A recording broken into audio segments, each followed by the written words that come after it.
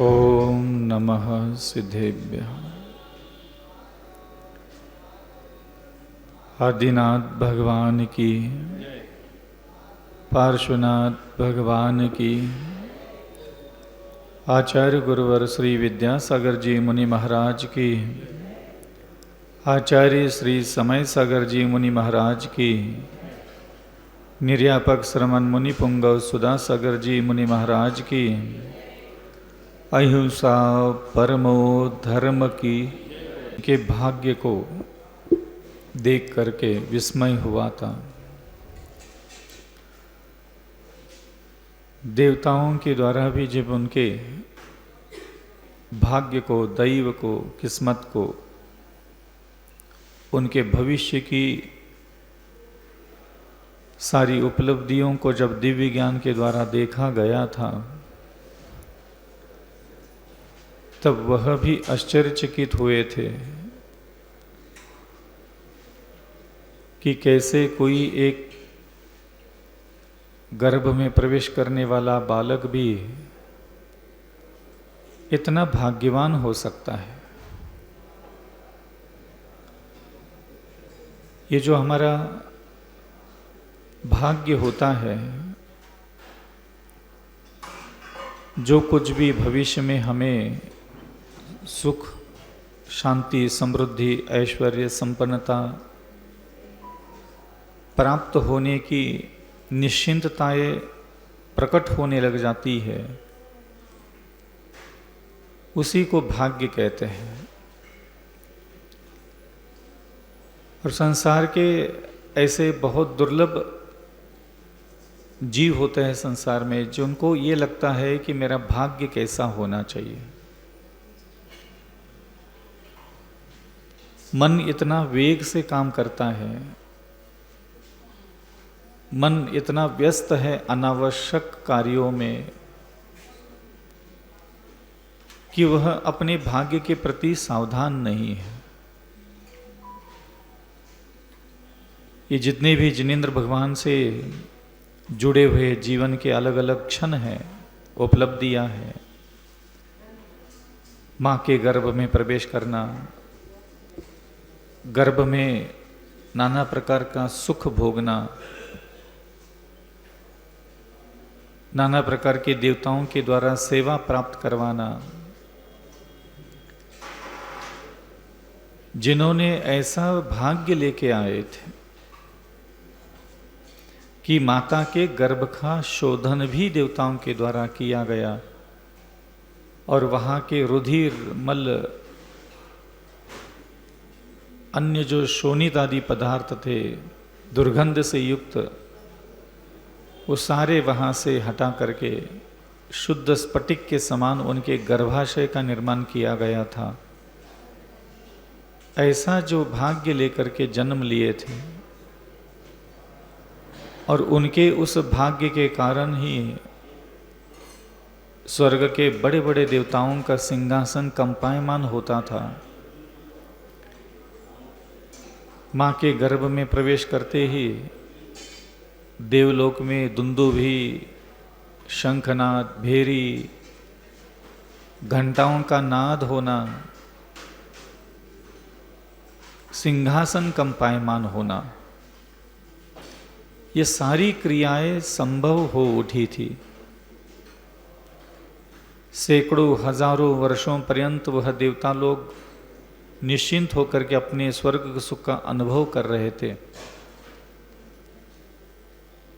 कभी किसी भी पुण्यात्मा के द्वारा कि उनके पुण्य के प्रभाव मात्र से ही देवताओं का सिंहासन कंपायमान हो उठा हो, ऐसा कोई बलवान पुण्यशाली जीव कभी धरती पर जन्म ही नहीं लिया था। और अचानक जब उन्होंने देखा कि आज हमारा जो सिंहासन कंपायमान हो रहा है, वह भी चिंतित हो उठते हैं, आकुल व्याकुल हो उठते हैं देवता लोग कि ऐसा किस कारण से हुआ है। और जब अपने दिव्य अवधि ज्ञान के द्वारा वह अवलोकन करते हैं, तो इसी धरती पर किसी एक स्त्री के गर्भ में एक शिशु का प्रवेश हुआ है, एक ऐसी आत्मा ने अपना जन्म लिया है, एक ऐसी आत्मा अवतरित हुई है और उनकी सेवा करने के लिए एक प्रकार का वह आमंत्रण पत्र था, उनके सिंहासन को कंपायमान होना। इस भूमंडल पर ऐसा ही स्पंदन है। इस धरती पर हम लोगों के आसपास ही ऐसे महापुरुषों ने जन्म लिया। आदिनाथ भगवान से लेकर के महावीर भगवान पर्यंत न जाने कितने ऐसे महापुरुषों ने यहाँ जन्म लिया और जन्म से लेकर के मोक्ष तक की ये यात्रा अनेकों प्रकार के दिव्य पुरुषों के द्वारा, महाशक्तियों के द्वारा, दिव्य देवताओं के द्वारा सेवा को प्राप्त हुआ उनका भाग्य था। कभी कभी महापुरुषों के भाग्य को भी अध्ययन का विषय बनाना चाहिए। वैसे संसारी जीव है, उसके अंदर ये कामना तो रहती है कि मेरा भाग्य उज्जवल हो, मेरा भाग्य अच्छा हो। किसको नहीं लगता? सबको लगता है। और जब भी किसी संसारी जीव को लगता है कि मुझे मेरा भाग्य प्रबल चाहिए, उज्जवल चाहिए, निर्मल चाहिए, मेरे भाग्य में धन धान्य वैभव समृद्धि, चारों दिशाओं से यश और कीर्ति फैले, युगों युगों तक अपना नाम और अपने कुल का नाम और उस कुल की यशोगाथाएं चारों दिशाओं में गीत गाए जाए, ऐसा प्रत्येक व्यक्ति को एक स्वप्न देखना चाहिए।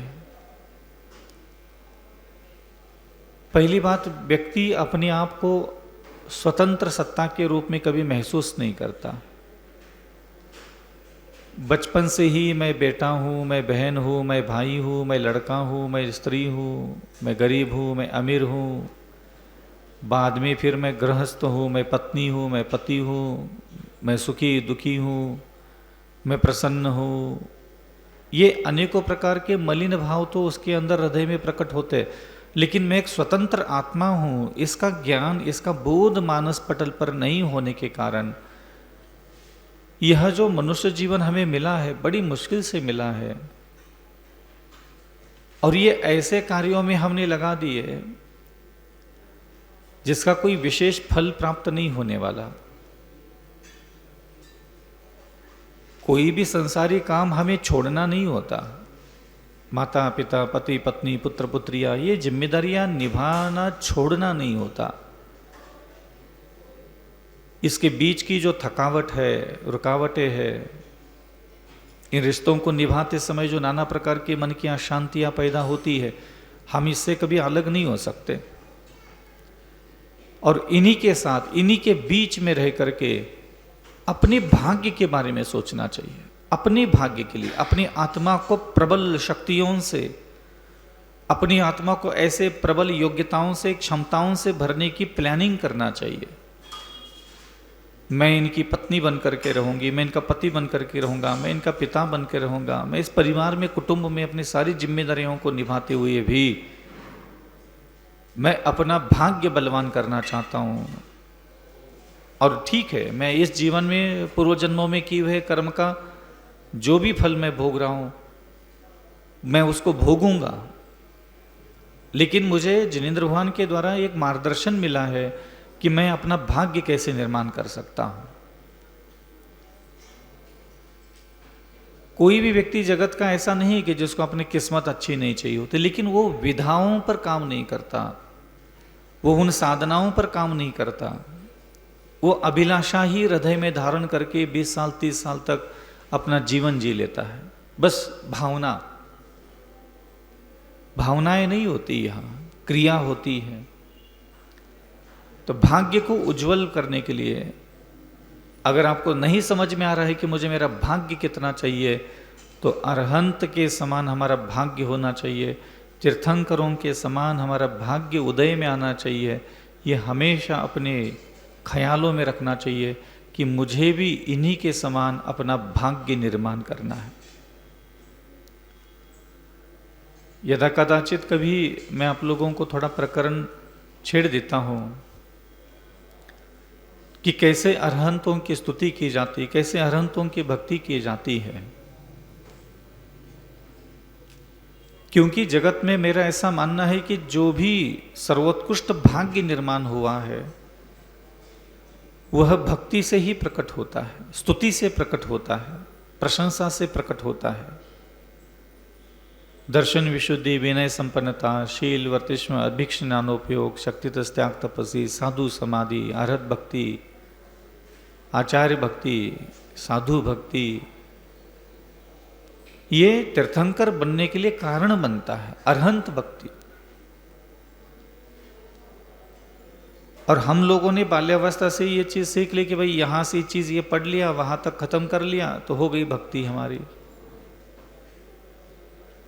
जो भक्ति है वो अपने भावों की अभिव्यक्ति है। पुराण पुरुषों के, महान पुरुषों के, पुनीत पुरुषों के जीवन गाथाओं को उन्हीं को सुनाना होता है। उन्हीं की बातें, उन्हीं की साधना, उन्हीं की क्रियाओं को उन्हीं के सामने बैठ करके प्रकट करने का जो प्रयोजन हमारे पास होता है वही वास्तविकता में स्तुति कहलाता है।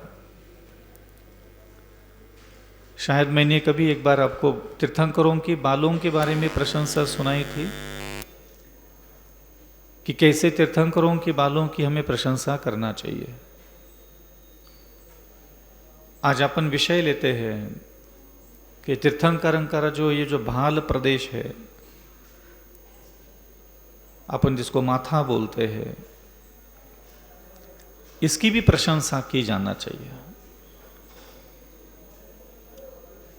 तो जब कभी आपका मन करे अपने प्रभु की कृपा प्राप्त करने का, प्रभु से अनुकंपा, दया प्राप्त करने का, करोड़ों करोड़ों जन्मों के संचित विषय वासनाओं के बीच में रह करके जो पापाश्रव हमने किया है वो अगर क्षण मात्र में हमें नष्ट करने की कभी इच्छा उत्पन्न हो तो एक सहज, सुलभ, आसान, किसी भी मंद बुद्धि बालक के द्वारा भी यह साधना की जा सकती है। ऐसी यह साधन विधि है जिनेंद्र भगवान की स्तुति करना। अबोध से अबोध व्यक्ति, महाअज्ञानी, मंद बुद्धि, अनेक प्रकार के ज्ञानावरण कर्म के जितने भी आवरण हो सकते वो भी उसकी बुद्धि पर क्यों ना पड़े हो, तो किंचित मात्रा में भी जिनेंद्र भगवान के गुणों का स्मरण करके उनकी की हुई प्रशंसा युगों युगों तक संचित पापों को नष्ट करती है और भविष्य के युगों युगों तक हमारे आत्मा को सुख प्रदान करने की क्षमता धारण करती है। यह साधना जो प्रशंसा कहलाती है, गुणानुवाद कहलाती है। जब कभी भी मुझे लगता है कि आज मुझे मेरे प्रभु की प्रशंसा करना है तो मैं बैठ जाता हूं मेरे प्रभु के सामने और निश्चल मन से जितना ज्ञान है, जितनी बुद्धि है, जितना विवेक है, जितने शब्द है, उनके द्वारा में उनके उन शरीर के अलग अलग अंगों की, उनके दिव्य आभा प्रभा, उनके भामंडलों की, उनकी उपलब्धियों की अलग अलग तरीके से, क्योंकि ऐसा कहा जाता है कि हरि अनंत, हरि कथा अनंत। जो मेरे अरिहंत है ये अनंत गुणों के स्वामी हैं, तो उनकी कथाएं कभी खत्म नहीं हो सकती, उनकी कथा भी अनंत ही होती है।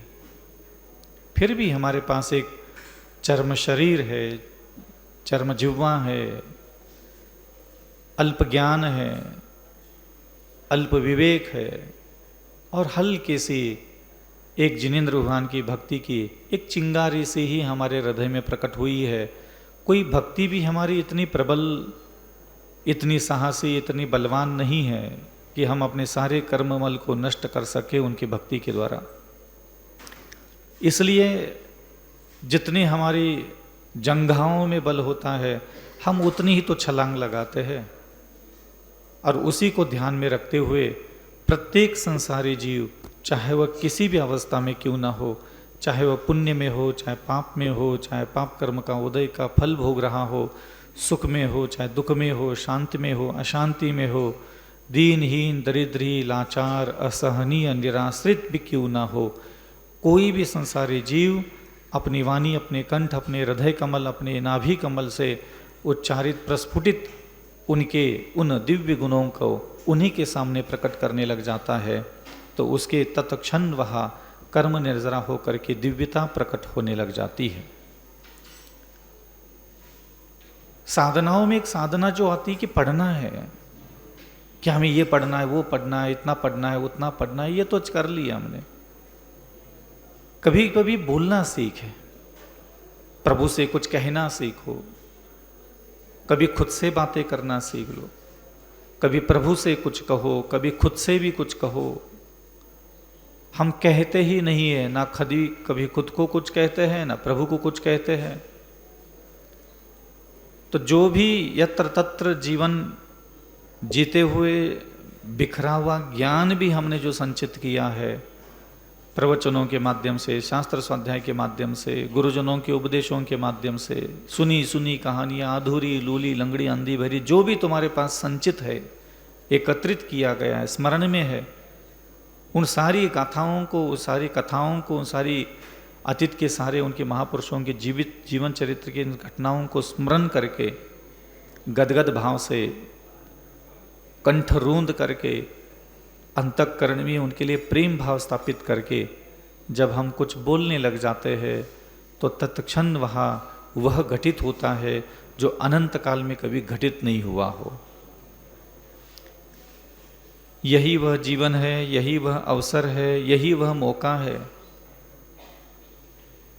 मृत्यु के पहले अभी तुम जितना सावधान हो करके, जो साक्षात हमारे सामने उपस्थित ये जिनबिंब है, इस जिनबिंबों से जितना लाभ उठा सकते उतना उठा लो, कोई मना नहीं है। यही बैठ करके चाहे तीर्थंकर प्रकृति का बंद बांधो, यही बैठ करके चाहे पापाश्रव कर लो, यही बैठ करके चाहे मूर्ख बन करके बैठे रहो, ये सब तुम्हारे हाथ में है। इन जिनबिंबों को देख करके क्या सोचना है, क्या नहीं सोचना, सदगति जाना है क्या दुर्गति जाना है, क्या निकट समय में मोक्ष जाना है, ये सब आपको ही तय करना है, कोई और तय करने वाला नहीं। और मैं बैठता था जिनेंद्र भगवान के सामने और बैठता था, मुझे भी उनके भाग्य को देख करके आश्चर्यचकित होता था। तो मैं उनको भावपूर्वक नमस्कार करता था कि हे पार्श्वनाथ भगवान, हे 24 तीर्थंकर, नमोस्तु नमोस्तु नमोस्तु। हे भगवान, वैसे तो मैं पिछली बार आपके पास आया था और मैंने आपके इन केशों की प्रशंसा की थी। आपके बाल, आपके बालों का सौंदर्य, उनकी गुणवत्ता, उनकी रिद्धियाँ सिद्धियाँ, देवी देवताओं के द्वारा किस प्रकार उन बालों की सेवा प्रदान की जाती थी, कैसे चंदन लेपन आदि क्रियाएं करते थे, कैसे अलग अलग देवी देवताएं उसमें रत्न और स्वर्ण जड़ित नाना प्रकार के आभूषणों श्रृंगार करके उसको शोभायमान निर्माण करते थे। किस प्रकार आपके इतने सुंदर सुगंधित आकर्षित मनोहारी बाल होने के बाद भी अपने इन बालों के कभी मोहित नहीं हुए, राग नहीं किया। इन बालों के सौंदर्य और गुणवत्ताओं को धारण अपने मस्तक पर करते हुए भी कभी जगत के अन्य स्त्रियां, अन्य पुरुषों को, अन्य दूसरे लोगों को चित्त को मलिन करने के लिए, मोहित सम्मोहित करने के लिए अपने बालों का कभी आपने उपयोग नहीं किया था। किंचित मात्रा में भी आपने अपनी आत्मा में इन बालों के ऊपर राग, मोह, आसक्ति, तृष्णा, इसके रक्षण की चिंता करके कभी पाप का बंध नहीं इकट्ठा किया था, कभी पाप के कणिका भी आपने इकट्ठा नहीं की थी। इतनी निर्लिप्त भावना से आपने इन सुंदर बालों को अपने मस्तक पर सजाए रखे थे। भगवान, मैं अविचल सागर आज आपके सामने उपस्थित हूँ और मैं चाहता हूँ कि मैं आपकी स्तुति करूँ, आपकी प्रशंसा करूँ, आपकी गुणानुवाद करके मैं मेरे हृदय को, मेरी बुद्धि को, मेरे ज्ञान को प्रखर बनाना चाहता हूँ। मैं चाहता हूँ कि मैं आपकी प्रशंसा करते हुए अपने कर्ममल को साफ करूँ, बुद्धि के मल को, ज्ञान के मल को, चरित्र के मल को निर्मल बनाऊं। हे मेरा महाप्रभु, अगर मैं खुद ही खुद को, मेरे मन को, मेरी वाणी को, मेरे शरीर की इंद्रियों को अगर स्वच्छ बनाने की क्षमता अगर मुझ में होती, मैं कब का यह काम कर चुका होता मेरे महाप्रभु। लेकिन यह कार्य मेरे बस की नहीं है।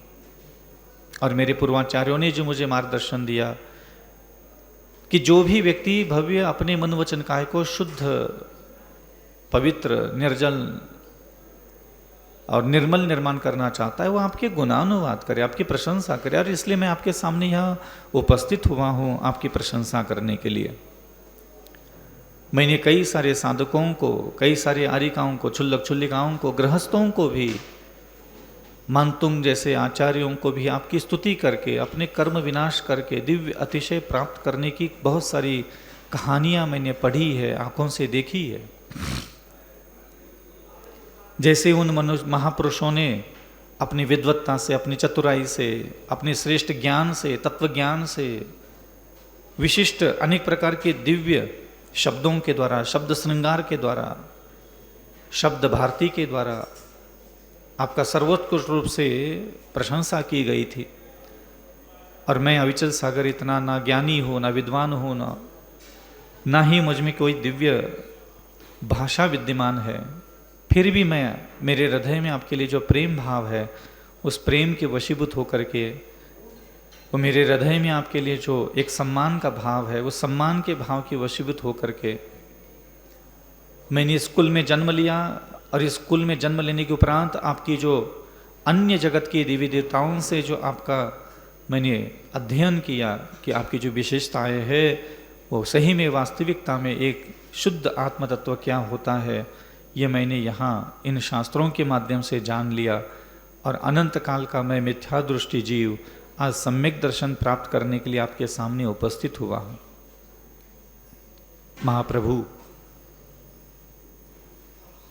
आपके शरीर पर यह जो मस्तक है, ये ललाट है, ये कितना दिव्य है, विशाल है। मैं जब भी भगवान आपकी प्रतिमा के सामने उपस्थित होता हूँ, आपके शरीर के एक एक अंग अंग को जब मैं देखता हूँ, तो मुझे बहुत अच्छा लगता है, मेरा मन प्रसन्न हो जाता है। आप यहाँ वेदी पर बैठे हो, हजारों, लाखों, करोड़ों मनुष्य, त्रियंच, असंख्यात देवी देवता आपके इस जिनबिंब के सामने आकर के नतमस्तक होते हैं। गजब की बात है, यह आपका भाग्य कितना प्रबल है, ये आपका ललाट, ये आपका किस्मत। वैसे तो भगवान ज्योतिष शास्त्र में इस माथे को हमेशा भाग्य का प्रतीक माना जाता है। और आपका यह जो ललाट प्रदेश है, जब प्रतिमा के अंदर इतना सुंदर है, तो वास्तविकता में कितना सुंदर होगा। और रही बात भगवान, आपका भाग्य इतना तेज है, उज्जवल है, निर्मल है, परिपूर्ण सुख से, वैभवों से भरा हुआ है। ऐसा नहीं कि यह भाग्य किसी की कृपा से, किसी की दया से, किसी की अनुकंपा से, किसी की मेहरबानी से आपको प्राप्त हुआ है। नहीं भगवान, मैं जानता हूँ आपने जो ललाट प्रदेश है और आपके इस माथे पर जो शुभ लक्षण चिन्ह प्रकट हुए हैं, ये किसी की कृपा, दया, अनुकंपा से नहीं मिले हैं। अपने पूर्व जन्मों में 9 जन्मों तक लगातार मुनि बन करके जो अहिंसा, सत्य, अचौर्य, ब्रह्मचर्य, अपरिग्रह की साधना की थी, ये उसी का एक प्रतिफल मात्र है। आज आपके भाग्य में, जैसे ही आपने माता के गर्भ में जन्म लिया, वहां स्फटिक मणि के समान सुंदर गर्भाशय का निर्माण किया, ये होता है भाग्य। मां के गर्भ में प्रवेश करते ही श्री, री, धृति, कीर्ति, लक्ष्मी, बुद्धि, अनेक प्रकार के देवी देवता आकर के, कोई आपके सिरहाने खड़े होकर के, आपके भाग्य से वह देवी देवता आए थे, लेकिन सेवा का लाभ मिल रहा है माता को। कोई सिरहाने खड़े होकर के हवा झूल रहा है मोर, मयूर पंखों से, कोई अस्त्र शस्त्र लेकर के देवी देवता दरवाजे पर खड़े हैं, जबकि आपके भाग्य में कोई वैरी ही नहीं था। कोई वैरी आ भी जाए, वो विजेता नहीं बन सकता था। नाना प्रकार के वस्त्र आभूषण आपको बाल्यावस्था में देवताओं के द्वारा दिए जा रहे थे। ऐसा भाग्य कहाँ है बताओ ना। इस भूमंडल पर इतना भाग्य किसी का भी प्रबल नहीं हुआ होगा कि देवता आकर के गर्भ में बाल्यावस्था में जिसकी सेवा कर रहे, जिसके साथ मनोरंजन कर रहे, जिसके साथ क्रीड़ाएं कर रहे, जिनके वस्त्र और जिनका भोजन स्वर्ग से आ रहा है, कहाँ है ऐसा भाग्य, कहाँ देखने को मिलता है प्रभु। ये आपकी भाग्य की ललाट की जो लिखा है, ये उन्नत आपका जो मस्तक है, ये स्पष्ट कह रहा है कि आपके किए हुए कर्म कितने महान होंगे। जब भाग्य इतना महान है तो कर्म भी उतने महान किए होंगे। और मैं चाहता हूं मेरे महाप्रभु, मैं अविचल सागर आपके सामने यहाँ उपस्थित होकर के आपकी स्तुति कर रहा हूं। मैं भी चाहता हूं मेरा भी भाग्य ऐसा हो। देवताओं के द्वारा सप्तखंड का महल निर्माण किया जाना, जन्म के पहले 9 माह और जन्म के 6 माह पर्यंत रत्नों की वृष्टि करना, ये कितना प्रबल महाभाग्य है आपका। पूर्व जन्मों में आपने 9 जन्मों तक लगातार, पता नहीं भगवान आपके सामने कब पहली बार कोई दिगंबर साधु आए होंगे, और आपकी कोई गृहस्थी भी होगी, आपकी भी बीवी होगी, बच्चे होंगे, माता होंगे, पिता होंगे। इसी धरती पर किसी कोने में आपका एक छोटा सा मकान होगा, गली मोहल्ला होगा, मित्र बंधु बांधव पुरजन होंगे, और कोई एक मुनि महाराज पता नहीं कैसे भाग्य से आपके सामने उपस्थित हुए, और पता नहीं ऐसा क्या उन्होंने कह दिया, और आपके हृदय में वैराग्य के भाव जागृत हुए, उनके उपदेशों का प्रभाव आपके मानस पटल पर हुआ, और आपने उस गर्भगृहस्थी में रहते हुए अपनी 5 इंद्रियां और अपने मन का सदुपयोग किया। निरंतर हृदय बुद्धि विचार को अहिंसा आदि अनुव्रत और महाव्रतों में आपने रुचि ली। इसी धरती पर रह करके, इसी धरती की मिट्टी को कोनों को छू करके आपने अपने आप को इतना भाग्यवान बना दिया। ऐसा कोई भगवान फ्री में भाग्य नहीं बनता। वैसे तो हमने सुना है कि देखो भगवान हमारा भाग्य जब हम देखते हैं तो लगता नहीं कि हमारा कोई सौभाग्य है, कोई हमारा भाग्य है, कोई हमारा किस्मत है। आप देख रहे हो ना प्रभु, मेरे माथे पर अनेक प्रकार के अशुभ चिन्ह प्रकट है। इस दिशा में जाते हैं तो असफलता मिलती है, उस दिशा में जाते हैं तो असफलता मिलती है। हृदय में इतनी संतप्त अभिलाषाएं है, अतृप्त भावनाएं है, कामनाएं है, पीड़ा है, भोगने को नहीं मिला, खाने को नहीं मिला, छूने को नहीं मिला, चखने को नहीं मिला, सुनने को नहीं मिला, भोगने को पर्याप्त मात्रा में कुछ नहीं मिला। हम इन्हीं सारी अभिलाषाओं से भरे हुए भी है, और ये अभिलाषा कुछ मात्रा में पूरी हो भी गई तो वो सारी अभिलाषा और वो सारे भोग मेरे अंदर पुनः अग्नि प्रज्वलित करते हैं। ये सारे भोग मुझे पुनः पुनः मिलते रहे, और मुझे कोई भी संसार की भोग की वस्तु पुनः पुनः कभी पर्याप्त मात्रा में मिलती ही नहीं है। एक आपका भाग्य जहां जन्म लेने के पहले रत्नों की वृष्टि हुई, और एक मेरा देख ले मेरे प्रभु, हाथ पैर पटक लेते हैं, दुकानदारी कर लेते हैं, दिन भर मगजमारी कर लेते हैं, घुटना फोड़ लेते हैं, सिर फोड़ लेते हैं, झूठ बोल लेते हैं, चोरी कर लेते हैं, मुट्ठी भर पैसा इकट्ठा करके पंचेंद्र विषयों के भोगों में लगा लेते हैं। कभी घर बना रहे, कभी मकान बना रहे, कभी गाड़ी ले रहे, कभी सब चीज़ों में लगा लेते हैं, और इधर आकर के हम आपके सामने खड़े होकर के हमारा भाग्य चमक जाए। कहाँ से भाग्य चमकेगा प्रभु? पूर्व जन्मों में आपने 9 जन्मों तक लगातार अहिंसा का पालन किया, दया का पालन किया, करुणा का पालन किया। आपने अपने पूर्व जन्मों में क्षमा धर्म का पालन किया, सरल स्वभाव निर्माण किया।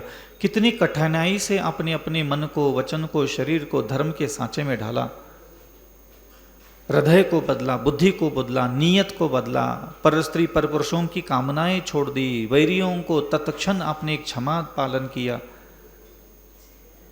अंदर अहंकार और घमंड कर सकते थे, फिर भी सरलता से इस धरती पर आप रहे। हजारों सैकड़ों वर्षों तक आपने अपनी इच्छाओं को पूरा नहीं किया, कामनाओं को पूरा नहीं किया, भोगों को पूरा नहीं किया। लगातार 9 जन्मों तक न जाने कितना पुण्य संचित होने के बाद भी ना स्त्री का भोग, ना पुरुष का भोग, ना अन्न का भोग, ना वस्त्र का भोग, ना राज का, ना किसी साम्राज्य का आपने भोग भोगना जरूरी समझा। इसीलिए तो ना अपना इतना भाग्य प्रबल है। ऐसा नहीं होता भगवान कोई भाग्य का निर्माण कि मैं माला फेर लूं, पूजा कर लूं, और मैं अपनी किस्मत चमकते हुए इंतजार कर रहा हूं। आप हो महाप्रभु, आपको पता था कि ये भाग्य निर्माण कैसे होता है, और आपने अपनी चतुर्बुद्धि से उसका पालन किया, उसको आत्मसात किया, और आज आपका भाग्य आपके सामने उपस्थित है। अहिंसा महाव्रत का पालन किया। आप जब पूर्व जन्मों में जीवित थे, मुनि अवस्था की साधना कर रहे थे, तब आपने अपने हृदय को दया से भर दिया, आंखों को दया से भर दिया, वाणी को दया से भर दिया। और जब तक आप मुनि अवस्था में रहे, अपनी आंखें में, अपनी वाणी में, अपने मस्तिष्क में, अपने हाथ पैरों में दया भर करके, इस धरती पर अपने पैर के तलवों में भी दया धारण करके, पृथ्वी जल अग्नि वायु वनस्पति 2 इंद्रिय 3 इंद्रिय 4 इंद्रिय 5 इंद्रिय जीवों पर निरंतर आपने दया के भाव प्रकट किए। ये भाग्य इसलिए यहां निर्माण हुआ है। सत्य व धर्म का पालन किया आपने, रुचि रखिए। आपको कोई शास्त्र का अध्ययन किया होगा, कोई गुरुजनों की वाणी सुनने को मिली होगी, आपने सत्य अनुव्रत और सत्य महाव्रतों में रुचि रखी। आपने प्रिय वचन, मधुर वचन, आनंद देने वाले वचन, अज्ञान दूर करने वाले वचन अपनी वाणी से निकालने का संकल्प लिया। अभद्र, अशोभनीय, मलिन शब्दों को कभी अपने मुख से प्रकट नहीं दिया। इसलिए आपका यह ललाट आज इतना उन्नत, इतना विशाल निर्माण हुआ है। ये आपका भाग्य इतना जो प्रबल दिखता है, इसके पीछे अहिंसा महाव्रत और सत्य महाव्रतों में रुचि है, और उसके अनुसार अपना इसी धरती पर खड़े रह करके, जिस धरती पर आज मैं अविचल सागर बैठा हूँ, खड़ा हूँ, इसी भूमंडल पर किसी गांव में, किसी शहर में, किसी पेड़ के नीचे, किसी नगरों में रह करके आपने अपनी आंखों को और अपनी वाणी को शुद्ध किया था। आचौर्य अनुव्रत, आचौर्य महाव्रतों को में अपनी रुचि रखी थी। यदा कदाचित भी बिना पूछे, बिना बताए, बिना अनुमति के, ना कभी आपने किसी का धन चुराया, ना जमीन ले ली, ना प्रॉपर्टी ले ली, ना किसी प्रकार की कोई संपदा बिना अनुमति के आपने कभी ली ही नहीं। बहुत बड़ा त्याग होता है मेरे महाप्रभु, अचौर्य व्रत का पालन करना।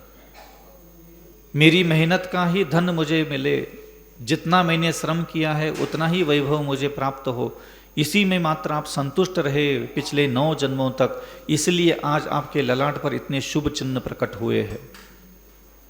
लगातार 9 जन्मों तक इसी धरती पर रहे, इसी धरती पर कभी श्रावक बने, कभी मुनि बने, कभी आचार्य बने, कभी उपाध्याय बने, और अपनी आंखों के सामने इस जगत की सारी स्त्रियों को, बालक बालिकाओं को, वृद्धों को अपनी माता, अपनी भगिनी, अपनी पुत्री के समान मानते हुए इस जगत के प्रत्येक स्त्री के प्रति आप अपनी मन से, अपनी आंखों से, अपनी वाणी से, अपने स्पर्श से सर्वोच्च सम्मान देते हुए, लज्जा मर्यादा अनुशासन में रहते हुए अपने कामेंद्रियों को पर अपने विजय प्राप्त की थी। इसीलिए भगवान आज आपका इतना ललाट प्रदेश शुभ, आज हम आपके सामने आकर के आपकी गुणगान गा रहे हैं। इसके लिए भाई आपका भाग्य ही कारण है, पूर्व जन्मों की यह साधना ही कारण है। देवता आकर के बाल्य तीर्थंकर को भी अगर 1008 आंखों से देख रहे हैं, ये इसका कारण ही आपका ब्रह्मचर्य की साधना है।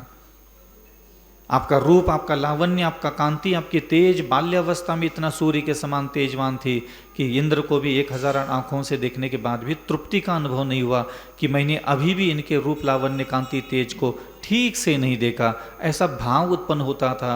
ऐसा किसका भाग्य हो सकता है? एक आप ही तो हो सकते हैं, क्योंकि आपने ब्रह्मचर्य की जी साधना की थी। स्त्री मात्र के शरीर के लिए आपके हृदय में इतना सर्वोच्च सम्मान और सृष्टि में किसी के पास नहीं हो सकता। सर्वोत्कृष्ट लज्जा, सर्वोत्कृष्ट मर्यादा, सर्वोत्कृष्ट विचारधारा अगर स्त्री के प्रति किसी के मानस पटल पर रही होगी तो प्रभु आप ही होंगे। और एक मेरा मस्तिष्क देख लो मेरे प्रभु, मैं रो रहा हूँ, बिलक रहा हूँ, तड़प रहा हूँ, तेरी प्रजा अर्चना कर रहा हूँ, या बैठ करके माला फेरता हूँ, नमस्तु करता हूँ, अभिषेक करता हूँ, गुल्लकों में पैसा डालता हूँ, और ये सोचता हूँ कि मेरा भाग्य अब खुल जाएगा। अरे भगवान, तुमने कौन सी माला फेरी थी? तुमने तो ब्रह्मचर्य की साधना की थी, तुमने तो आचौर्य की साधना की थी, तुमने तो सत्य की साधना की थी, तुमने अहिंसा की साधना की थी, तुम दयालु बनकर के इस धरती पर रहते थे, इसीलिए तुम्हारा भाग्य निर्माण हुआ। और एक मैं चतुर चालाक लोमड़ी जैसा जीवन जी रहा हूं, मुझे सब मालूम होने के बाद भी मैं जानबूझ करके जिस कर्मों का करके तुमने अपना इतना बलवान भाग्य बनाया, मैं उस मार्ग को आज तक अपना नहीं पाया। पता नहीं भगवान मैं किस बातों में उलझा रहता हूं। अपरिग्रह का पालन किया था आपने। जन्म लेते ही, जन्म लेने के पहले ही आपका महल निर्माण होता है। 18,000 करोड़ों करोड़ों अरबों अरबों की संख्या में रत्नों की वृष्टि होती है।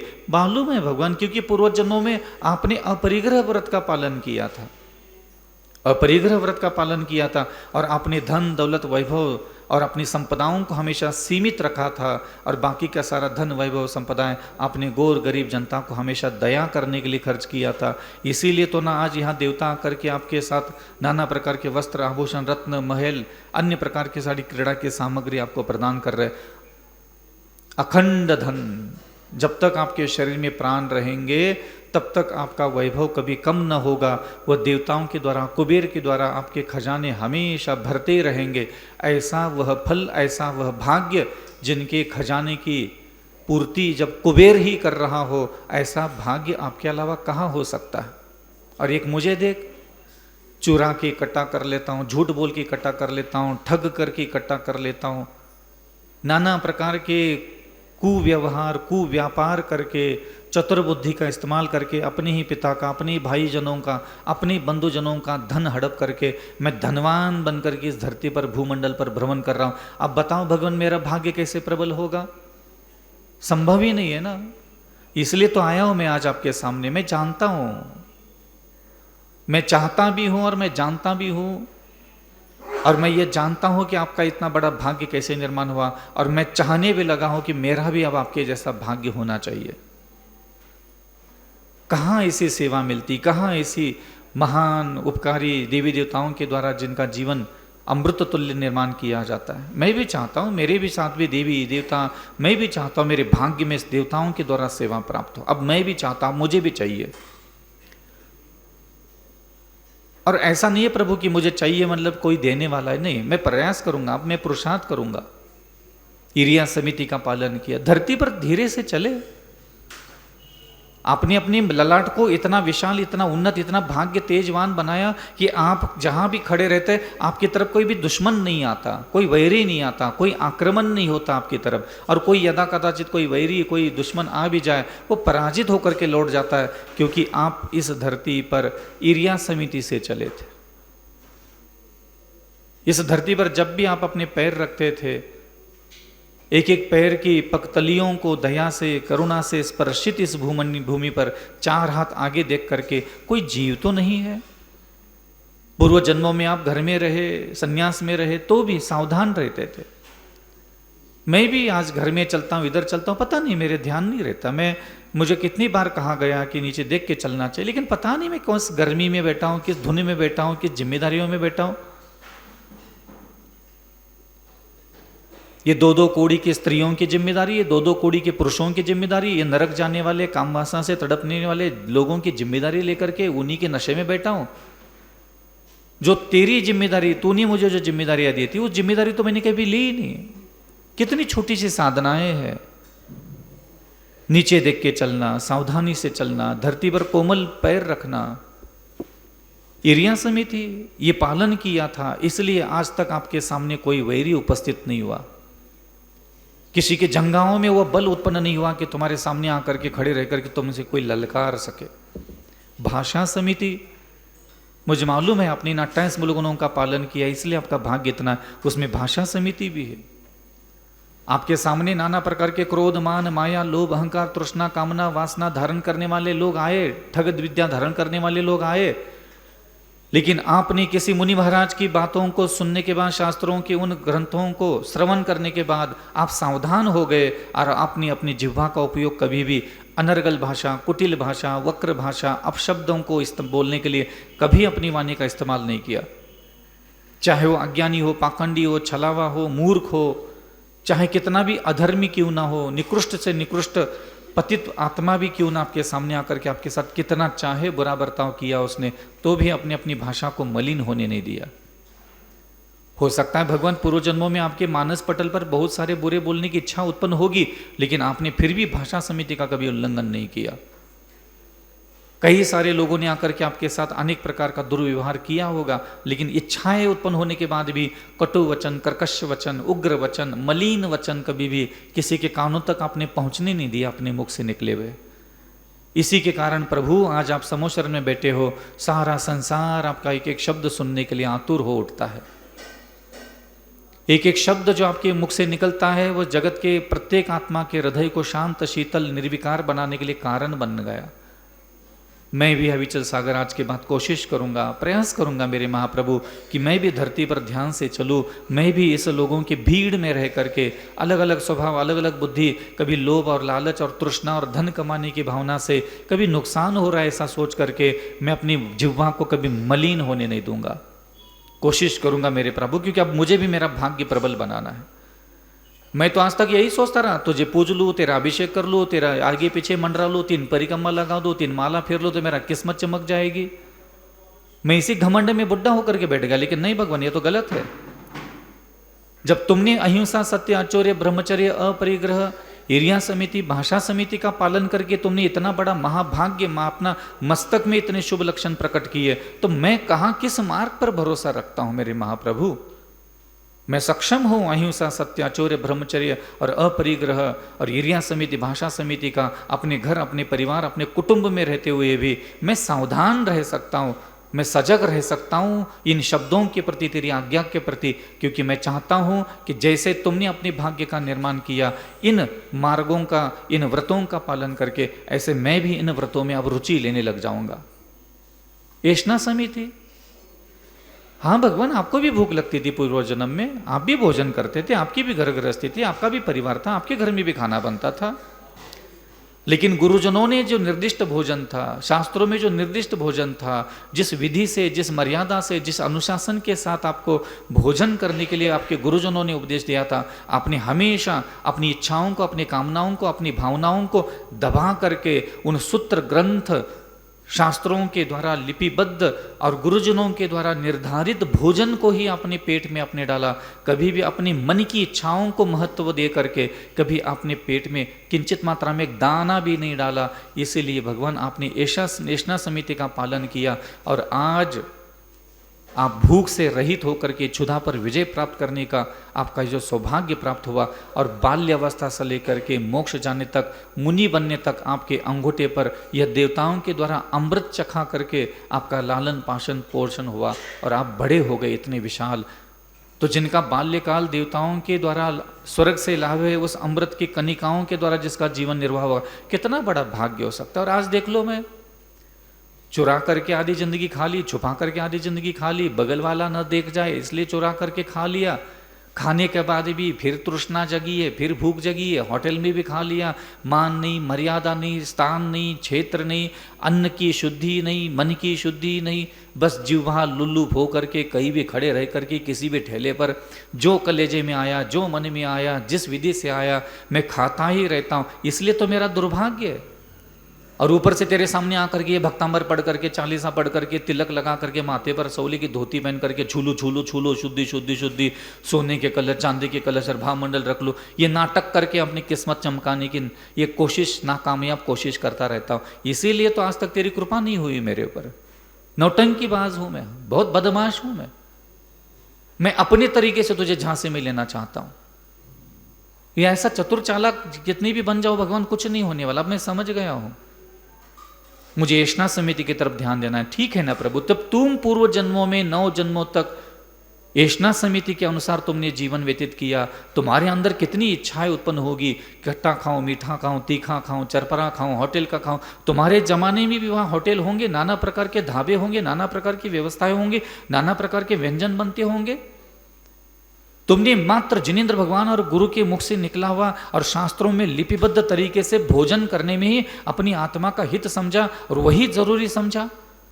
मैं भी आज के बाद अपने मन में नाना प्रकार के जो भोजन की इच्छाएं, कामनाएं उत्पन्न होती है, ये तुच्छ 2 कौड़ी का अन्न खाने के चक्कर में मैं तेरी कृपा से वंचित रह गया। मैं जाके किसको बोलूं? आलू नहीं छूट रहा है, प्याज नहीं छूट रहा है, लहसुन नहीं छूट रहा है, रात्रि भोजन नहीं छूट रहा है, बाहर का खाना नहीं छूट रहा है, और ऊपर से 3 लोग के नाथ के प्रभु की कृपा चाहता हूं। वाह भगवान वाह। मुंह उठा करके आ गए, मुट्ठी भर चावल चढ़ा दिए, 3 परिक्रमा लगा दिए, घंटा बजा लो, किस्मत कहाँ ही नहीं चमक रही। फलाना महाराज के आशीर्वाद, फलाना स्तोत्र कैसे पढ़ूं, फलाना दीपक कैसे लगाऊं, फलाना शुद्धि में कैसे पढ़ूं। ऐष्णा शुद्धि कहाँ है, भाषा शुद्धि कहाँ है, चलना ठीक से कहाँ है मेरा। कितना बदमाश हूं ना मैं प्रभु। लेकिन क्या करे भगवान, आज समझ में आ रहा है तो मैं आपके सामने आकर के बता रहा हूं।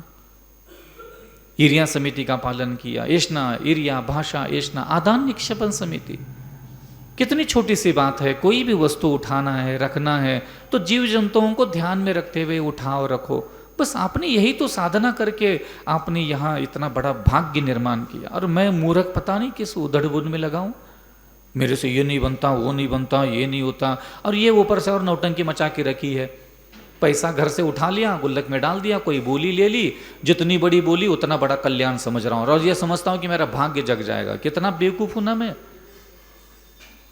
तेरी ही भक्ति, तेरी ही अर्चना करके मेरे दादा ने, मेरे बाप ने और मैंने खुद ने धन कमाया, वैभव कमाया, वो तेरे ही दरवाजे पे ला करके फिर कहते कि इससे मेरा भाग्य प्रबल होगा। कैसे भाग्य प्रबल हो सकता है मंदिरों में सोना चांदी हीरे जवाहरात दे करके? ये कैसे संभव है? अगर सही में जिनेंद्र जनालयों में पैसा ला करके देना करोड़ों अरबों रुपए का अगर ये भाग्य जगाने का तरीका है, फिर तुमने ये साधना ही क्यों की?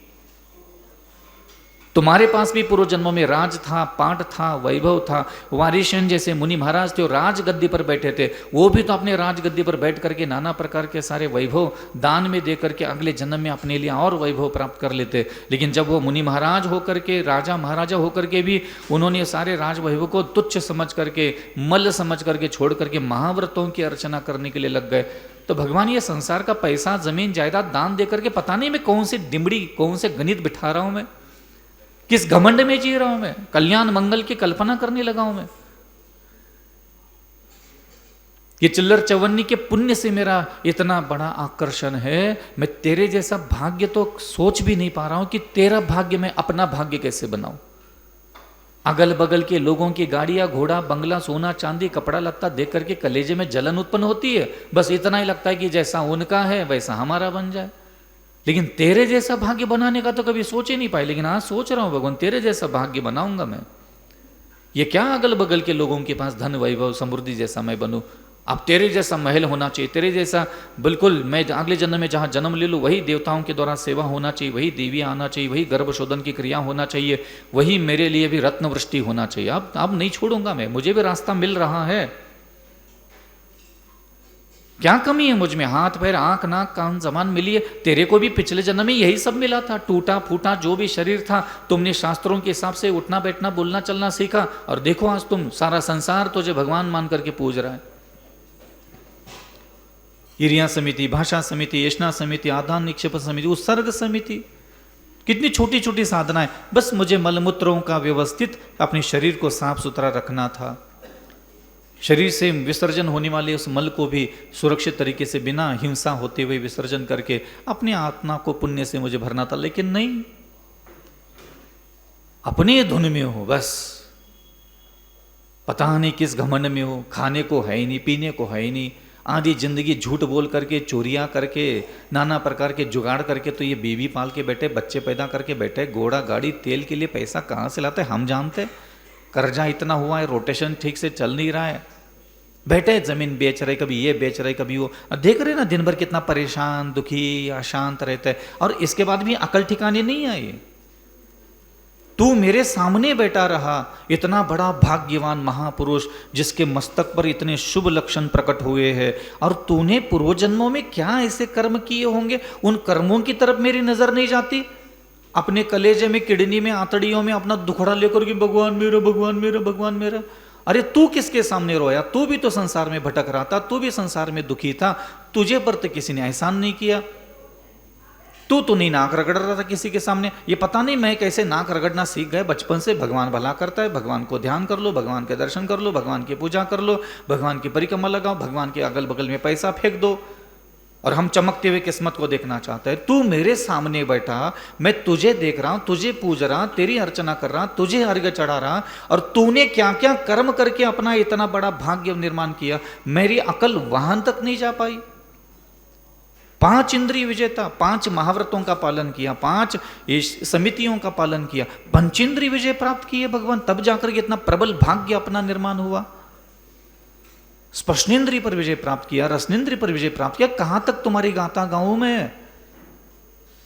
तुम्हारे पास भी पिछले जन्मों में आंख थी, नाक थी, जिह्वा थी, कान थे, दिमाग था, हाथ पैर था, तुम्हारे पास भी 5 इंद्रियां, तुम्हारे पास भी मन था, लेकिन तुमने कभी भी इन सारे इंद्रियों का सुख मुझे मिले, हमेशा मुझे मिले, इसकी कामना तुमने छोड़ दी और अपनी स्पर्शनेंद्रिय पर विजय प्राप्त करने के लिए शीतकाल में, उष्ण काल में, ग्रीष्म काल में तुम कहीं भी बैठ करके शांत मना होकर के बैठने लगे।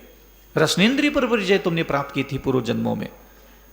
तुम बहुत बड़े राजा महाराजा थे, तुम बहुत बड़े मुनि महाराज बन करके बैठे थे, नाना प्रकार के उच्च श्रेष्ठ वर्गों में तुम्हारा भोजनचर्या आहारचर्या होती थी, और किसी भी घर में जाकर के आप आहारचर्या करते थे बिना मोह, बिना राग, बिना तृष्णा, बिना आसक्ति के। आप रसनेन्द्रिय का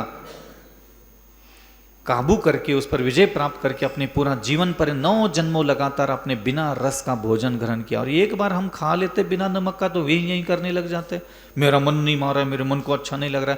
कितना सम्मान करते हम अपने मन का। मेरा मन, बस खाली मेरे मन को अच्छा लगे तो मैं करूंगा, मेरे मन को बुरा लगे तो मैं नहीं करूंगा। लेकिन इसी हरकतों के कारण आज तक मेरा कभी भी भाग्य नहीं खुला। मेरा मन, बस मेरे मन को अच्छा लगना चाहिए, मेरे मन को बुरा नहीं लगना चाहिए, मेरा मन करता है। इसी चक्कर में दुर्भाग्यशाली और दीनहीन दरिद्री बन करके आज ये दुख के दिन भोग रहा हो भगवान।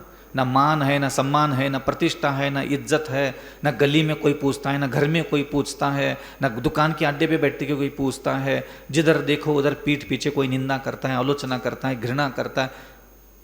कहाँ इज्जत है मेरी? सम्मान तो तेरा था, भाग्य में तो तेरे सम्मान था। किसने सम्मान नहीं किया तुम्हारा? मनुष्यों ने सम्मान किया, देवताओं ने सम्मान किया, ऋषियों ने सम्मान किया, मुनियों ने सम्मान किया। मति ज्ञान, श्रुत ज्ञान, अवधि ज्ञान, मन पर्याय ज्ञान धारण करने वाले सभी योगियों ने तुम्हारा सम्मान किया। पूरा चराचर संसार सृष्टि तक तुम्हारा सम्मान करती। अरे भगवान, जब तुम्हें केवल ज्ञान हुआ था तो तुम्हारे सम्मान में इस धरती के सारे वृक्षों ने असमय में ही अपने पेड़ों पर फल और पुष्प प्रकट किए। और क्या सम्मान हो सकता है मेरे महाप्रभु? सिंह जैसे उग्र प्राणी भी तेरे समोशरण में आकर के गायों के बच्चों के साथ शांति से खेल रहे। उन्होंने अपने हृदय का वैर छोड़ दिया था तेरे सम्मान में। वैसा कौन किसके लिए क्या छोड़ रहा है भगवान? नहीं, लेकिन भगवान आज मैं अविचल सागर तेरे सामने आया और मैं जान गया कि तूने अपना भाग्य निर्माण कैसे किया। 5 इंद्रियों में से कर्णेंद्रिय पर विजय प्राप्त किया था। तुझे भी पूर्व जन्मों में कटुक वचन, निंदा के वचन, आलोचना के वचन, लांछन के वचन, कलंक के वचन, अभद्र वचन, अशोभनीय वचन सुनाए गए होंगे, और सब सुन करके तुम शांत रहे। क्या गजब की साधनाएं की तुमने। इस तरफ मेरा कोई ध्यान नहीं है। मंत्र कैसे पढ़ू, स्तोत्र कैसे पढ़ू, इते पढ़ू, उते पढ़ू, घरे पढ़ू, चलते चलते पढ़ू, खाते खाते पढ़ू, शुद्धि में पढ़ लू। नौटंकी मचा के रखी हमने। कर्ण इंद्रिय पर विजय प्राप्त किया। आज मुझे कोई कुछ सुना के चला जाता है, आंख तमतमा जाता है, अंदर जानवर जग जाता है, आत्मसम्मान जाग जाता है मेरा। आत्मसम्मान बोले, उसने मुझे कैसे गाली दी, उसने मुझे कैसे छेड़ दिया, तुमने मुझे हल्के में ले लिया क्या? 2 कौड़ी की औकात है। एक कुत्ता देवता भी आकर के मेरा सम्मान नहीं कर रहा है। बोले आत्मसम्मान। आत्मसम्मान तो तुम्हारा है, हमारा काहे का? और तुम्हारा ये जो आत्मसम्मान है ना मेरे महाप्रभु, जो संसार में यत्र तत्र तुम्हें जो सम्मान मिलता है, वो इसलिए मिलता है पूर्व जन्मों में तुमने सबकी सुनी। मैं किसी की नहीं सुनता, न माँ की, न बाप की, न भाई की, न बहन की, न पति की, न पत्नी की, न माता, न पिता, न सास, न ससुर, न जेठानी देवरानी। कोई आकर के बोले मुझे थोड़ा सा आड़ा तिरछा, देख लो कैसे अंदर से क्रोधाग्नि, कामाग्नि और जठराग्नि धधकने लग जाती। और ऐसा हूं इसलिए दुर्भाग्यशाली हूं। और मैं चाहता हूं कि अब मेरा भाग्य प्रबल करना चाहता हूं। मैं भी अपने कर्णेंद्रिय पर पूर्व जन्म के जो भी मित्र आएंगे, वैरी आएंगे, जिसको जो मुझे गाली देना है, निंदा करना है, आलोचना करना है, घृणा करना है, ताना मारना है, नफरत करना है, चुगली करना है, झूठ बुलवाना है, मेरे माथे पर कलंक लगवाना है, दुनिया में मेरे नाम का ढिंडोरा पिटवाना है, बदनाम करना है, सबको जो करना है करने दो। मेरे आज के बाद ये साधना रहेगी, कपड़े पहनने वाले व्यक्तियों के मुख से निकले हुए शब्दों से मैं प्रभावित नहीं होऊंगा। मैं भी प्रयास करूंगा। कहाँ उलझा रहे, कहाँ नाराज होते रहे, कहाँ गुस्सा करते रहे, किसकी बातों में क्या नाराज होना, क्या फर्क पड़ रहा है? हूँ कौन मैं? मेरी नाराजगी से होने क्या वाला है? कौन हूं मैं? 2 कौड़ी की औकात। अभी मर जाऊंगा तो ठीक से कुत्ता भी न बन पाए, लेकिन इधर आत्मसम्मान और गुरूर और मुझे क्यों बोला गया, मुझे क्यों सुनाया गया, तू होता कौन है, हल्के में ले रहा है क्या? इतना तितर बितर बुद्धि हो जाती है, करके आंखें दिखाने लग जाता हूं। कमठ 7 दिन 8 दिन तक तुझे गाली देता रहा, अपशब्द बोलता रहा, कितने शांत बुद्धि से वहां बैठे थे। इसलिए तो तुम्हारा इतना भाग्य प्रबल है कि आज करोड़ों करोड़ों देवी देवता तुम्हारे मुख से निकले हुए शब्दों को सुनने के लिए वहां समो शरण में चारों प्रहर खड़े रहते, 8 प्रहर वहां खड़े रहते, तरसते हैं तुम्हारे सर्वांग शरीर से वह दिव्य ध्वनि निकले। और मैं सुनता नहीं हूं, सुनना आता नहीं है, तो मेरी भी कौन सुनता है? कोई सुनता ही नहीं मेरी, और सुनेगा भी क्यों सुनेगा? और अच्छा है नहीं सुनते, हरकतें है ही नहीं मेरी, कोई मेरी सुन ले वैसी। तो भगवान में स्पर्शनेन्द्रिय, रसनेन्द्रिय, घ्राणेन्द्रिय, कर्णेन्द्रिय, चक्षु इंद्रिय पर भी विजय प्राप्त करके आज के बाद मैं भी अपनी आंखों को लज्जा, मर्यादा, अनुशासन में रखूंगा। ऐसा नहीं कि मेरे महाप्रभु की बस खाली तुम आंख बंद करके बैठ गए, ध्यान कर ले इसलिए केवल ज्ञान हुआ ना। तुम्हारा ये जो ललाट प्रदेश पर इतनी विशाल चिन्ह, इतनी जो ऊंची ऊंची लकीरें निकली है, ये ब्रह्मचर्य की साधना करने से, अपने काम वासना पर विजय प्राप्त करने के कारण हुआ है। चक्षु इंद्रिय, तुमने अपनी आंखों का कितना अच्छा इस्तेमाल किया था पिछले जन्म में। तुम्हारे आंखों के सामने स्त्री आते थे, पुरुष आते थे, देवी देवता आते थे, गरीब आते थे, पशु पक्षी आते थे, और तुमने किसी गुरु से सीख लिया था बैठ करके कि इस संसार की प्रत्येक स्त्री को मुझे कैसे देखना है, पुरुष को कैसे देखना है, पशुओं को कैसे देखना है, गरीब को कैसे देखना है, अमीर को कैसे देखना है, गुणी को कैसे देखना है, अज्ञानी को कैसे देखना है, परिचित को कैसे देखना है, माता पिता भाई बहन पत्नी को कैसे देखना है, पति को कैसे देखना है, पुत्र को कैसे देखना है, वैरियों को कैसे देखना है। यह आपने अपने गुरु से सीख लिया था, इसीलिए आज आपकी आंखें बंद है, लेकिन आपकी तरफ लाखों करोड़ों आंखें आज आपको देख करके अपने करोड़ों जन्मों के पाप काट रही है। क्योंकि आपकी आंखें भले ही बंद हो, लेकिन उसमें इतनी दिव्यता है मेरे महाप्रभु कि 3 लोक का सारा ज्ञान, 3 लोक की सारी वस्तु तुम्हारे उस दृष्टि में झलक जाती है। मैं भी चाहता हूं मेरे पास भी ऐसी दृष्टि, ऐसी कल्पना, ऐसा महाज्ञान मुझ में जागृत हो। स्त्री को कैसा देखना मैं सीख गया। तुम्हें लगता है आता है मुझे देखना? देख तो रहे हो ना, आता तो हूं तेरे पास, पूजा पाठ जाप कर इधर धांगड़ दिंगा था थैया, राजनीति कूटनीति दुनिया भर का पैसा फेंक के जाता हूं, देख तो रहे हो ना। ना तुझे देखने के लिए कभी मेरी आंखों में कोई तड़फ होती, ना भूख होती, ना प्यास होती है। तुझे देख करके मेरी आंखों से कभी खुशियां नहीं होती, ना कभी रोता हूं, ना बिलकता हूं। जैसे ही मेरी आंखें तो स्त्रियों के शरीर देखने के लिए और पुरुषों के शरीर देखने के लिए तो गिरवी रखी हो, ऐसा लगता है ये आंखों का कोई दूसरा उपयोग ही नहीं है, क्या देखना दुनिया में दूसरी चीज। और चला आया इधर मैं अपना भाग्य बनाने के लिए, किस्मत बदलने के लिए, रोज आकर के तेरे सामने इधर धांगड़ दिंगा था थैया करता हूं।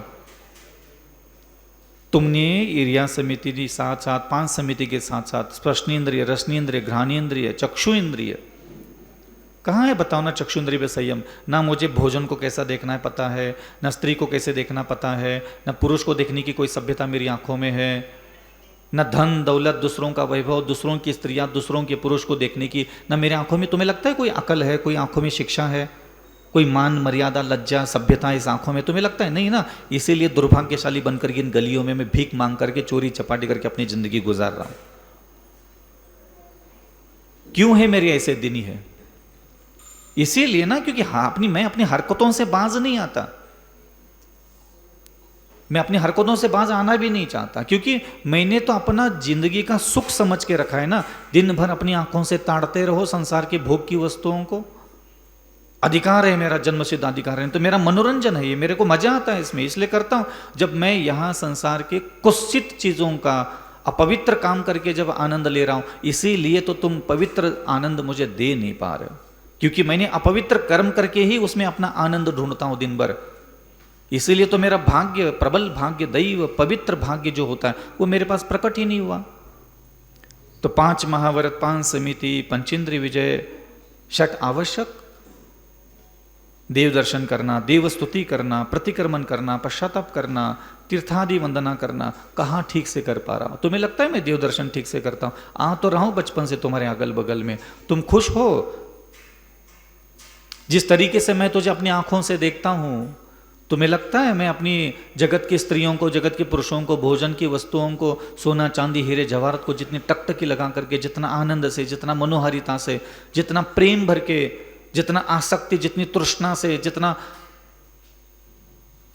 तड़प तड़प करके मैं संसार की चीजों को देखता हूं। तुम्हें लगता है मैं तुझे उतना तरीके से देखता हूं? नहीं देखता हूं ना, देखूंगा भी क्यों?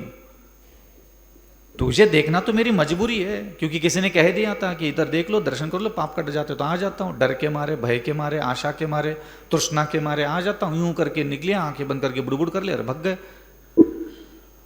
तू मेरी आंखों का कभी कभी विषय ही नहीं रहा कि तुझे देखने के लिए मैं तरस रहा हूं, तड़प रहा हूं, आकुल व्याकुल हो रहा हूं। कभी रहा ही नहीं, ना देव दर्शन, ना देव पूजा, ना गुरु की भक्ति, ना स्वाध्याय, ना संयम, ना तप, ना दान, कभी रुचि ही नहीं। ये तो मजबूरी में करना पड़ता है। ये कमेटी के लोग, ये महाराज लोग तो हमसे दान छीन के ले जाते हैं। हम दान दिए कहां आज तक? एक बार भी बताओ भगवान, कोई मेरी इच्छा से मैंने कभी जाकर के 1 लाख कह दिया हो? 4 लोग आकर के जब तक माथे पर खड़े रह करके अगल बगल के कोई रिझाता नहीं, मनाता नहीं, प्रेरणा नहीं देता, तब तक हमारे हाथ से 1 रुपये ना निकलता। इतना धन मिला, इतनी वैभव मिला, इतने दीनहीन दुखी संसार में जीव भटक रहे भगवान, कभी दया के लिए कुत्ते को मैंने भरपेट रोटी तक नहीं खिलाया आज तक। और बातें करता हूं कल्याण हो जाए, मंगल हो जाए, ये हो जाए, वो हो जाए। ठीक से कुत्ते को रोटी तक नहीं खिला पाया होगा। पता नहीं किसको रोटी कमा करके खिला रहे हो। ये काम वासना से तड़पने वाली लुगाइया, ये पति, ये बच्चे, इनके ब्याह करके तेरे, इनके ब्याह में हमें 50-50 लाख खर्च करने के लिए पैसा है, ताकि ये ठीक से भोग सके संसार का। और मैं यहां बैठ करके तेरी एक बार अभिषेक करके, एक बार सौले की, एक बार बोली लेकर के चाहता हूं कि न्यारे व्यारे हो जाए। जैसे आज मेरे दिन थोड़ा बहुत ये पुण्य आया है छूट छपाट करके, यही पुण्य मेरा हमेशा बना रहे, ये कोशिश करता हूं। लेकिन नहीं भगवान, मुझे मेरा ये भाग्य बिल्कुल पसंद नहीं है। मुझे अब तेरे जैसा भाग्य निर्माण करना है। बहुत बड़ा भाग्य है तेरा, और तेरे सारे ग्रंथ, सारे वेद, सारे पुराण सिर्फ तेरे भाग्य के महिमा के बारे में ही तो लिखे पड़े। और क्या लिखा इन ग्रंथों में? तेरा धन, तेरा वैभव, तेरी समृद्धि, तेरा ऐश्वर्य, तेरी कीर्ति, तेरा सम्मान, तेरी प्रतिष्ठा, हजारों साल हो गए तुम्हारा यह संसार से विदा होकर के, आज भी बरकरार है। और एक देख लो, हमें तो भरोसा नहीं भगवान कि आज अगर हम निपट जाए तो कल परसों कोई मुझे याद कर ले, 13वीं हो जाए, 14वीं हो जाए, रफा दफा सब अपने रेडियो, गाना, टीवी देखने में मौज मस्ती मारने लग जाएंगे। लेकिन नहीं मेरे महाप्रभु, मैं भी चाहता हूँ, आज मैं तेरे सामने आकर के तेरे मस्तक की प्रशंसा करना चाह रहा था। और मस्तक जो है ज्योतिष शास्त्र के अनुसार यह भाग्य का प्रतीक होता है। और मैं तेरे ग्रंथों में तेरा भाग्य पढ़ा, मैंने, मुझे अच्छा लगा। और तूने तेरा भाग्य जो निर्माण किया है अनुव्रत और महाव्रतों के द्वारा निर्माण किया है। और मैं अविचल सागर आज के बाद ये सारी जिम्मेदारियों को निभाते हुए, सारे संसार के पूर्व जन्मों के पुण्य और पाप के फल को भोगते हुए, रिश्ते नाते निभाते हुए भी, व्यापार आदि कर्म करते हुए भी, परिवार कुटुंब का पालन पोषण करते हुए भी, मैं अत्यंत दया के साथ अहिंसा धर्म का पालन करूंगा, सत्य धर्म का पालन करूंगा, अचौर्य धर्म का पालन करूंगा, ब्रह्मचर्य में रुचि लूंगा, अपरिग्रह व्रत में रुचि लूंगा। मैं एरिया समिति, भाषा समिति, आदान निक्षेप समिति, आलोक पान भोजन समिति, मैं पंच समिति में रुचि निर्माण करूंगा। मैं 5 इंद्रियों का सदुपयोग करना, मर्यादा में रखना, उसके ऊपर विजय प्राप्त करने के लिए अपने गुरु के निकट बैठ करके, शास्त्रों के निकट बैठ करके उसका अभ्यास करूंगा और उसको आत्मसात करूंगा, क्योंकि मुझे मेरा भाग्य तेरे जैसा निर्माण करना है। मालूम है भगवान, केशलोच किए तुमने, भाग्य ऐसा फोकट में निर्माण नहीं होता। केशलोच किए तुमने, बाल उखाड़े हजारों बार अपने बदन के, अपने सिर के, दाढ़ी के, मूंछों के, केशलोचन किया। नग्न चले, नग्न पैरों से चले इस भूमंडल पर। कितने पैरों में हजारों बार, हजारों वर्षों की आयु लेकर के तुम 9 जन्मों तक मुनि बने। करोड़ों करोड़ों किलोमीटर की धरती पर तुम नंगे पैदल से चले। कंकड़ चुभे, कांटे चुभे, मिट्टी चुभी, सड़ गया, गल गया, फोले हो गए, छाले हो गए, तो भी तुमने कभी पलट के नहीं देखा। ऐसा भाग्य थोड़ी होता है भगवान। नग्न रहे, दिगंबर रहे, शीतकाल उष्णकाल सहन किए तुमने। एक बार भोजन किया, एक भुक्ति, खड़े होकर के भोजन किया, मर्यादा में भोजन किया, अनुशासित भोजन किया, अपनी भूख को महत्व न देते हुए गुरु के दिए हुए ज्ञान को महत्व दिया। इसीलिए आज तेरा यह भाग्य देवताओं के द्वारा, मनुष्यों के द्वारा, मुनियों के द्वारा वंदनीय, पूजनीय, स्मरणीय, भजनीय है। वो माननीय, सम्माननीय बन चुके हो तुम्हारे इन्हीं अनुव्रत और महाव्रतों के कारण। और पता नहीं मैं किस गणित में, किस जुगाड़ में लगाऊं, दुर्लभता से मिला हुआ ये जो मानव शरीर है, इसका मूल्य ही नहीं समझ रहा हूं। मुझे तो ऐसा ही लगता है बस मेरा जीवन तो काम सेवन करने के लिए, धनार्जन करने के लिए और कपड़े पहन करके गलियों में दूसरी स्त्रियों को, दूसरे पुरुषों को रिझाने के लिए, और दुनिया में बस खाली हाँ हाँ ही हूँ करके खुशी खुशी, पता नहीं कौन सी खुशी जीवन जीना चाहता हूँ। मेरी जिंदगी में खुशियाँ होना चाहिए। क्या कर लोगे खुश होकर के? बहुत खुशियाँ मना ली मैंने, बहुत भोग भोग लिए, क्या कर लिया मैंने? दुर्भाग्य निर्माण कर रहा हूं मैं, अपने भविष्य का दुर्भाग्य। दो चार स्त्रियों को पसंद आ गया, दो चार में पुरुषों को पसंद आ गया, दो चार लोग कांवरे बावरे होकर के दीवाने बन के घूम रहे, तो हमें लगता है कि हम तो बहुत बड़े 30 मार का है। थोड़ा बहुत पैसा इकट्ठा करके अगल बगल की ये मकान कोठी खाठी जमीन जायदाद थोड़ा जोड़ के रख ली, तो ऐसा लगता है धरती पर उचक उचक के चलने की इच्छा होने लग जाती। समुद्र पर्यंत धरती के मालिक थे तुम, जहां तक समुद्र है वहां तक सारी भूमि के तुम मालिक थे, तो भी तुमने किसी परस्त्री की तरफ आंख उठा के नहीं देखी। जब तुम रथ में सवार होकर के भ्रमण करने के लिए निकलते थे, हजारों लाखों परस्त्रियां तो पर मोहित होती थी, लेकिन मजाल तुम्हारी आंखों की, मजाल तुम्हारे मन की, तुम्हारी बुद्धि और तुम्हारी आंखों में कोई विचलित करके दिखाया, ना तुम्हारी नीयत को कोई डावाडोल नहीं कर सका। तब जाकर के भाग्य निर्माण होता है मेरे महाप्रभु, ऐसा थोड़ी ना भाग्य निर्माण होता है। अब मैं भी चाहता हूं कि इसी संसार में मुझे यह 70-80 साल के लिए जो जीवन जीने का अवसर मिला है, मैं जानता हूं यहां सब कुछ अवसर मेरे सामने भी है। चोरी कर सकता हूं, झूठ बोल सकता हूं, परस्त्री सेवन कर सकता हूं, वेश्यालय जा सकता हूं, मदिरा सेवन कर सकता हूं, सप्तव्यसन कर सकता हूं, लेकिन नहीं, आज के बाद तूने जिन चीजों के लिए मना किया, मैं उन चीजों को कभी नहीं करूंगा, अगर मुझे मेरा भाग्य चमकाना है तो। ठग विद्या करके धन कमाने के लिए प्लानिंग करता हूँ, चोरी चपाटी करके कैसे दूसरों को उल्लू बना करके धन कमाना, इसकी प्लानिंग करने के लिए दिमाग लगाता हूँ, लेकिन नहीं, आज के बाद नहीं। पूर्व जन्मों के भाग्य खाऊंगा और भविष्य का दमदार भाग्य निर्माण करूंगा, क्योंकि मैं भी चाहता हूँ अगले जन्म में मैं अविचल सागर जहाँ जन्म ले लूँ, मेरी भी जन्म के समय रत्नवृष्टि होना चाहिए, और देवताओं की कुबेर की ड्यूटी लगना चाहिए कि आ करके रोज रत्नवृष्टि करे। भगवान अब आहारचर्या का टाइम हो रहा, अब हम जा रहे हैं, हम कल फिर आएंगे आपके पास। बहुत सारे गुण है भगवान आपके अंदर, और आपकी ये मल्ललाट प्रदेश, आपका भाग्य देख करके मुझे मेरे दुर्भाग्य याद आ गया, मुझे मेरे कर्म याद आ गए। तुमने पूर्व जन्मों में जिन अनुव्रत महाव्रतों में रुचि ली थी, मैं अविचल सागर उन रोत्रों की तरफ उन सारे ध्यान नहीं दिया, लेकिन आज के बाद मैं सावधान रहूँगा कि पूर्व जन्मों में तुमने जो साधना की, उसी साधना का यह फल है कि आज इतना प्रबल भाग्य लेके जन्म लिए।